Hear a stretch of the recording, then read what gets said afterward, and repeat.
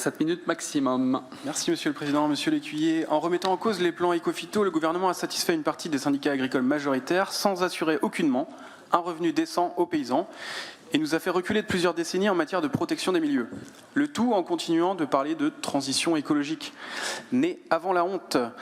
Alors qu'on observe aujourd'hui des déconventionnements dans la filière bio, la mobilisation, légitime par ailleurs, aura réussi à supprimer les normes environnementales alors qu'il eût fallu plutôt imposer des clauses miroirs pour justement éviter les concurrences déloyales. Mais voilà, le monde politique en France est si peu courageux que, pardonnez-moi l'expression, chacun se renifle le derrière et que tant que personne ne bouge, on estime que changer serait par défaut se tirer une balle dans le pied et être moins compétitif. C'est d'ailleurs le discours que nous serine en permanence notre voisinage d'extrême droite dans l'hémicycle. On a pourtant du mal à comprendre comment l'usage massif de pesticides aide concrètement le monde agricole. Lui qui est déjà asphyxié par le modèle dominant, s'est mobilisé pour resserrer le nœud coulant, le tout avec la complicité de ceux qui favorisent le libre-échange. Sans parler de la santé, des leucémies, des cancers, des maladies neurodégénératives comme Alzheimer ou Parkinson qui a abîmé mon grand-père pendant tant d'années. Peu s'en soucient. Il paraît que les pesticides ne sont pas dangereux. Ils le sont pourtant en premier lieu pour les agriculteurs. Le discours que nous tenons, de nombreux agriculteurs, pas la majorité j'en conviens, le tiennent aussi. La Confédération paysanne continue la mobilisation en se focalisant sur le revenu agricole qui est le vrai sujet.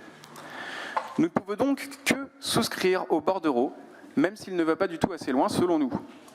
Nous attendons de la part de la majorité un engagement ferme à dépasser les objectifs ridiculement bas de la loi Egalim, comme je le disais lors du vote du programme 107 du budget. À notre sens, il faut en effet aller beaucoup plus loin et consacrer l'ensemble de nos faibles moyens à l'agriculture que nous voulons voir pour demain. 16% des exploitations agricoles de la région Bretagne pratiquant l'agriculture biologique, ce n'est pas suffisant. 40% de nouvelles installations, mais à quoi cela correspond-il en termes de surface? C'est bien cela qui compte. Lors d'une visite récente sur une ferme du pays de Pontivy, un agriculteur bio nous a dit littéralement qu'il était, je cite, « rentré à la niche », métaphoriquement, mais aussi physiquement. Tous les paysans que nous avons rencontrés nous ont parlé de la commande publique. Si certains de nos lycées arrivent à dépasser la loi Egalim, pour certains largement, c'est qu'il y a encore des marges de manœuvre à budget constant. Il faut donc s'assurer auprès des équipes qu'elles y trouvent un intérêt, y compris financier. Nous attendons aussi beaucoup de la centrale d'achat. Je ne vais pas refaire les débats de mercredi. Les collectivités ne peuvent pas en permanence faire la morale aux gens. S'il n'y a pas de demande, il n'y a pas d'offre. Il faut faire prendre conscience aux consommateurs. Non, on ne peut pas raisonner ainsi. Laisser le porte-monnaie du consommateur final comme seul décideur, comme le suggérait Olivier Alain tout à l'heure, c'est penser qu'une société, un peuple, une nation, se résume à une addition de choix individuels. Ceci est une vision capitalistique du monde qui fait fi du collectif. Dans votre bordereau, il est indiqué noir sur blanc que les avantages de la production biologique pour l'environnement et les consommateurs ne sont pourtant plus à démontrer, justifiant de forts soutiens publics. Pourquoi donc ne pas aller au bout de la logique? La phrase suivante indique en effet que, je cite, « l'enjeu des politiques publiques est pour l'heure davantage au maintien de l'existant dans l'attente du retour éventuel d'une dynamique de croissance ». Croyez-vous sincèrement que le bio va se développer tout seul? Croyez-vous donc que notre rôle n'est que d'accompagner le marché? Non, Marc Le Fur, le bio n'est pas une niche, cela doit être un choix de société.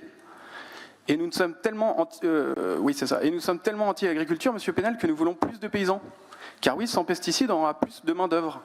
Cela suppose de repenser le monde, et pas seulement le monde agricole. Un exercice difficile, utopiste, un mot que j'assume très facilement.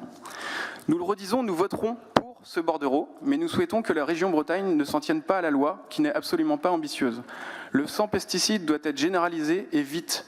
Il nous faut donc un plan d'action, avec ou sans loi, pour y parvenir, avec des échéances annuelles et non sur 5, 10 ou 20 ans. C'est le dumping social et environnemental le problème, pas les normes environnementales. Vous dites que vous voulez emporter tout le monde, et nous le comprenons. Nous partageons même cet objectif, mais notre divergence porte sur la façon de le faire. Sans pesticides pour tout le monde, il n'y a plus de concurrence entre paysans en Bretagne ou en France. Associé aux clauses miroirs, il n'y en a plus en Europe. Choix de société, choix éminemment politique donc, choix tout court. Soit l'un, soit l'autre, pas l'un et l'autre. En tant qu'exécutif de gauche, je n'ai pas à vous convaincre du fait que la loi, ou la règle, doit servir le minoritaire. Sans loi, c'est toujours le majoritaire qui l'emporte. Toujours. Merci à vous.